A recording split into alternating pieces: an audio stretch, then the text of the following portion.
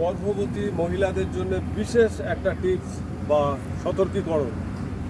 আমি অনেকে দেখেছি, অনেক গর্ভাবস্থায় মহিলারা মাথার চুল ছেড়ে দিয়ে রাত্রে বিছানায় শয়ন করেন। একদম করবেন না। গর্ভাবস্থায় মহিলারা খোলা আকাশের নিচে ব্রিজের ওপর দিয়ে চলাচল করে, যাবেন না। আজকাল মহিলারা এরকম অবস্থায়, প্রেগনেন্সি অবস্থায় বিভিন্ন জায়গায় বেড়াতে যান চুল ছেড়ে। এই রকম জিনিসগুলো আপনারা বিরত থাকুন। আর দেখতে পাচ্ছেন যে জঙ্গল, আজকাল আমাদের বেড়ানোর জায়গাও কিন্তু এরকম একটা জঙ্গল হয়ে দাঁড়িয়েছে।